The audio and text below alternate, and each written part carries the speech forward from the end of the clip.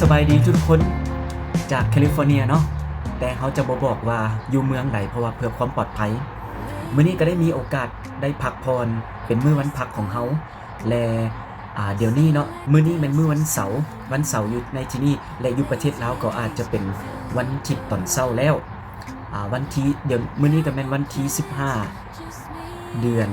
ขอโทษวันที่18เดือน5ปี2024และ6โมงเนาะอากาศเดี๋ยวนี้ก็เริ่มแบบว่าร้อนน้อยนึงแล้วเริ่มสิเข้าใกล้สิเข้าซัมเมอร์แล้วแต่ว่ายังอยู่ในสปริงอยู่6โมงแต่ว่าเบิ่งแดดแล้วคือกันกับตอนประมาณ4โมงครึ่งหรือ5โมงตอนแลงนี่แหละแต่ว่ามื้อนี้ได้มีโอกาสได้พักผ่อนนะก็เลยไปกับน้าบ่าวไปห้างสรรพสินค้าแห่งหนึ่งชื่อว่า Costco ซึ่งว่าเป็นห้างสรรพสินค้าที่มีชื่อเสียงของอเมริกาและก็เลยได้ไปซื้อ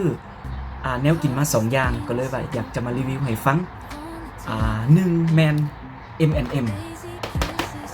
และอันที่2แมนเชื่อว่าหลายคนคงจะมักนี่เนาะเห็นอย่างบ่นี่อันนี้เป็นหยังก็คือกระเล่มหมากทุเรียนนั่นเองแต่ก่อนอื่นเขาจะมาเว้าเกี่ยวกับเรื่อง M&M ก่อนหลังจากที่เขาย่างไปเนาะแล้วเขาเห็น M&M ขายเป็นกระปุกจังซี่เขาก็เลยแบบตัดสินใจซื้อเลยเป็นอย่างคือตัดสินใจซื้อแบบความหมายว่าเวลาเขาอยู่ประเทศลาวเองเนาะแบบมันก็บ่ได้มีโอกาสได้กินหมายความว่าเขามีเงินอยู่แต่เบิ่งราคาแล้วมันคือกันกับแพงโพดและเขาก็เลยแบบบ่กล้ากินบ่กล้าซื้อหั่นนะและคือโดยเฉพาะแม่นผู้ใดที่ไปเลาะเนาะก็จะเห็นเป็นถุงบางอันถุงใหญ่ถุงน้อยโดยเฉพาะมันอยู่ห้างสรรพสินค้าดังๆลินปิงหรือ 7-Eleven แต่ว่าเขาตอน 7-Eleven เปิดใหม่ๆเฮากับบ่ทันได้ไปอยู่ Employ Mart นั่นแล้วและอื่นๆและตัวนี้เนาะแบบมันอยู่ประเทศลาวนะน้อยๆเดียวเป็นถุงแต่ขายราคาประมาณ 30,000 40,000 แล้วเฮาเองก็รู้สึกแบบว่ามันแพง 30,000 40,000 บ่แม่นดอลลาร์กว่า$2นี่นะแต่หลังจากนั้นที่เฮาได้ย่างเลาะเนาะเฮาก็เห็น M&M ขายเป็นกระปุกจังซี่ความสูงเนาะสูงเกือบ20ซนติเมตรเกือบอันนี้เฮาเอานิ้วมือเอามือของเราแทกเนาะเกือบ20ซนติเมตรอีกหน่อยนึงและเฮาเห็นเฮาก็เลยตัดสินใจซื้อเพราะว่าหลังจากที่เบิ่งราคาแล้วรู้สึกว่าบ่แพงเลยถ้าเทียบกับอยู่อเมริกาเด้หมายความว่าเป็นอยู่อเมริกาแม่นสำหรับราคาตัวนี้เนาะแม่นบ่แพงปานใดประมาณ14เหรียญ14.89 เหรียญหมายความว่า14เหรียญแล้วก็89เซนต์หั่นนะและเฮาก็เลยแบบตัดสินใจซื้อก็บ่ได้หมายความว่าสิกินบาทเดียวดอกแต่ว่ากินมื้อนึงก็ประมาณ5 เม็ด7 เม็ด8 เม็ดแบบบ่ได้กินหลายเนาะเพราะว่าก็กินก็บ่ได้หมายความสิมักเป็นชีวิตจิตใจแต่แบบว่าเนื่องจากว่าเฮาอยู่ประเทศลาวมันซอกซื้อยากหากินยากบ่แม่นหากินยากมันมีขายแต่ว่ามันแพงสำหรับเฮาแต่ว่าได้มีโอกาสได้มาอเมริกาเนาะก็เลยว่าซื้อกินอันตุกนี่ปุ๊กเป็นปุ๊กนี่เนาะก็สิคือว่าอะไรเนาะ14เหรียญ89เซนต์ก็สิตกอยู่ประมาณ3 แสนนะประมาณ3 แสนเบิ่งM&M เนาะมันก็สิมีอยู่ที่ตามที่เฮาฮู้เนาะมันก็สิมีอยู่3สีคือ1สีเหลือง2สีฟ้าและ3แม่นสีน้ำตาลเข้มก็คือสีช็อกโกแลตแต่ว่าตัวสีเหลืองนี่มันจะมีเป็นไส้มักถั่วทางในที่เขาเจ้าว่าที่เขาเจ้าโฆษณาอยู่โทรทัศน์เนาะ M&M ไม่ละลายในมือแต่ละลายในปากแต่ไม่ละลายในมือโอเคบ่เป็นหยังมันเรื่องสำคัญเนาะมันจะมีเม็ดมักถั่วอยู่ทางใน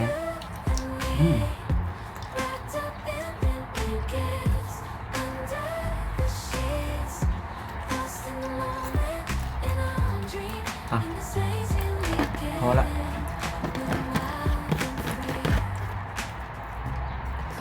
นนี้ก็จอยลงหลายก็เลยต้องได้กินมาวันนี้สิรีวิวเกี่ยวกับเรื่องกะเล่มหมักทุเรียนมันกะเล่มหมักทุเรียนนี่มันราคา17เหรียญ2กล่องนี่เนาะมันมี2กล่องข้างในเนาะมันมีอยู่2กล่อง17เหรียญก็สิประมาณ 350,000 300,000 บาทเบิ่งสิแกะเบิ่งบ่ต้องให้มันงามก็ได้เนาะแกะอะไรเด้โอ้หน้าตามันก็สิเป็นจังซี่ประมาณ10เซนนี่แหละประมาณ10เซนคือกันกับจอกกาแฟเบิ่งด้านหน้าตาของมันมีภาษาเวียดนามแต่ว่า made in ประเทศใดที่นี่เฮาก็บ่ฮู้เนาะอย่าบ่เป็นหยังเฮาจึงอันนี้มันซื้อเทื่อที่2เป็นหยังเฮาจึงมักเพราะว่ากะแล่มเนาะมันบ่แม่นเป็นส่วนผสมของกลิ่นของสีเท่านั้นแต่เวลาที่ได้ซิมเข้าไปแล้วมันรู้สึกว่ามีเนื้อของหมักถั่วเลียนอยู่นำบางเทื่อแบบกลิ่นเวลากะแล่มมันเปื่อยเนาะมันเฮาก็สิสัมผัสได้กับเนื้อเป็นเส้นเนื้อหมักถั่วเลียนนะบัดนี้ก็สิลองแกะแล้วก็ซิมเบิ่งให้ทุกคนเบิ่งเนาะแซ่บก็เลยแบบว่าตัดสินใจซื้อมามื้อนี้สิขอกินเบิดนี่เพราะว่ากินคือกันกับหมักถั่วเลียนเลยแบบกินแบบเขาเรียกว่าหอมๆปนเหม็นๆหึ่นๆเหม็นๆแบบหึ่นๆเหม็นๆนะคือหมักถั่วเลียนเลยล่ะเอากันเบิ่งเนาะพอดีเอาออกมาจากตู้แช่แข็ง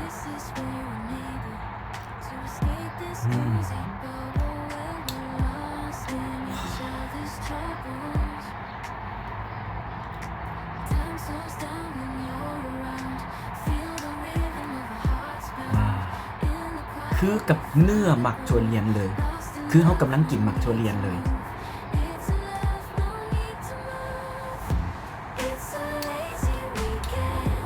แซ่บถ้าว่า17เหรียญก็สิประมาณกล่องนึงก็ประมาณ8เหรียญ5เซน8เหรียญครึ่งแหละเนาะแซ่บยอมรับว่าแซ่บ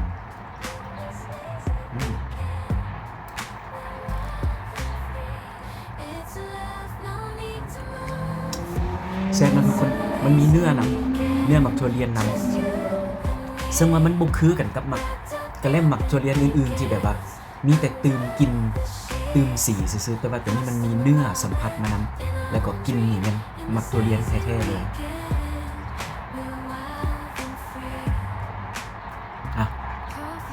ไปมื้อนี้ก็ซื้อ2อย่างนี่แหละ M กับกะแล่มนี่เนาะโอ๊ยก็สิได้ขอตัวไปกินกะแล่มก่อนเพราะว่าช่วงนี้เนาะเริ่มจอยลงแล้วน้ำหนักลงจากโลนี่มันบ่ได้ซื้อเครื่องสั่งมาแต่ก็รู้สึกว่าจอยลงก็เลยแบบมื้อพักผ่อนก็เลยกินบำรุงแน่เพราะว่าเฮ็ดเวียกหลายบางเทื่อเฮ็ดเวียกหลายแล้วเฮาก็รู้สึกแบบเมื่อยแล้วก็บ่อยากกินข้าวเท่านี้เนาะบ๊ายบาย